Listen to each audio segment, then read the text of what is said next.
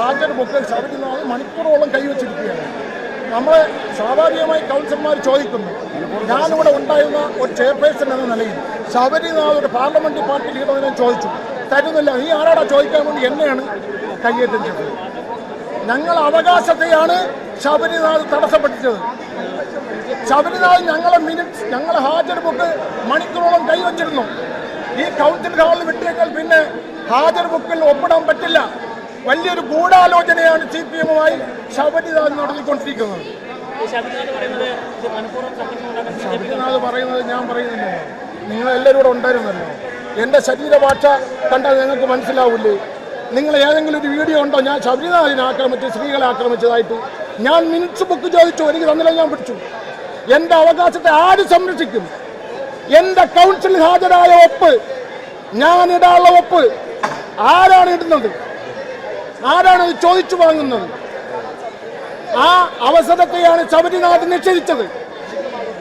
അതായത് ഇന്ന് വളരെ കൂടുതൽ അജണ്ടകൾ, ഏകദേശം 300ഓളം അജണ്ടകൾ എടുത്തു വെച്ചിട്ടുണ്ട്. ആ അജണ്ട വിശദമായിട്ട് ചർച്ച ചെയ്യണമെന്ന് ആവശ്യപ്പെട്ട് ഞങ്ങളെ ഇവിടുത്തെ ഭരണസമിതി ആക്രമിക്കുകയാണ്. ഞങ്ങളുടെ parliamentary party leader Shri Sabarinathan XMLA മാരകമായിട്ട് ഉപദ്രവിക്കുകയാണ് ഈ ഭരണകക്ഷി അംഗങ്ങൾ ചെയ്തത്. ഒറ്റ അജണ്ട മാത്രമേ ഞങ്ങൾക്കുള്ളൂ.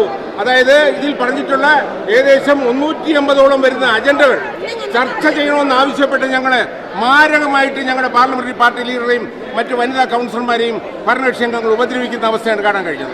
നിയമനങ്ങളെ സംബന്ധിച്ചിടത്തോളം ഒരു അജണ്ടയാക്കി വെച്ചിട്ടുണ്ട്. പിൻവാതിൽ നിയമനങ്ങൾ സംബന്ധിച്ച് BJP മാർക്സിസ്റ്റ് പാർട്ടിയും തമ്മിലുള്ള ധാരണയാണ്.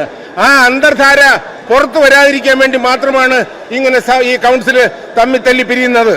അത് തീർച്ചയായിട്ടും ഈ പറയുന്ന ഭരണകക്ഷിയുടെയും CPM-ന്റെ ഒത്താശയോടുകൂടിയാണ് ഇന്നത്തെ കൗൺസിൽ ഈ ബഹളങ്ങളും പ്രശ്നങ്ങളും നടന്നിട്ടുള്ളതെന്ന് ഞങ്ങൾ പറയുന്നു. അപ്പോൾ ഞങ്ങൾക്ക് ഒപ്പിട്ടുണ്ട്. കൗൺസിൽ കാളിൽ നിന്ന് പോകുന്നപ്പോൾ ഞങ്ങൾക്ക് ഒപ്പിടണം. ആ അവകാശത്തെയാണ് ശബരിനാഥ് തടഞ്ഞു വെച്ചത്. ആ തടഞ്ഞു വെച്ചാൽ എനിക്ക് ചോദ്യം ചെയ്യാൻ പറ്റുമല്ലോ. എനിക്ക് ഒപ്പിടണ്ടേ? ആ ഒപ്പിടാൻ ചോദിച്ചോ മിനിറ്റ് നമുക്ക് തന്നാൽ പോലെ. അത് തരൂല എന്ന് എന്നെ ആക്രമിക്കുവാനും ശ്രമിക്കുന്നതിലെ ഏറ്റവും ഗുരുതരമായ തെറ്റ് എന്റെ അവകാശത്തെയാണ്. അതാ മിനിറ്റ്സ് ബുക്കിൽ നിങ്ങൾ നോക്കിയാൽ കാണുന്നു. മേയർ സെക്ഷനുണ്ട്, കംപ്ലീറ്റ് അതിൽ കീറിയിരിക്കുകയാണ്. എന്നിട്ട് ശബരിനാഥ് എന്നെയാണ് കൈയേറ്റം ചെയ്തത്. ശാന്തമായി നിൽക്കുമ്പോൾ ഞാൻ മിനിറ്റ്സ് ബുക്ക് ചോദിക്കുമ്പോൾ എങ്ങനെയാണ് പ്രകോപനം സൃഷ്ടിക്കപ്പെടുന്നത്? എന്റെ അവകാശം ഞാൻ ഒപ്പിടാൻ വേണ്ടി ചോദിക്കുമ്പോൾ എങ്ങനെയാണ് പ്രകോപനം ഉണ്ടാവുന്നത്? ശബരിനാഥ് എന്നെ കൈയേറ്റം ചെയ്ത് ശബരിനാഥല്ലേ. നിങ്ങൾ ഫുൾ മീഡിയയോടെ ഉണ്ടല്ലോ.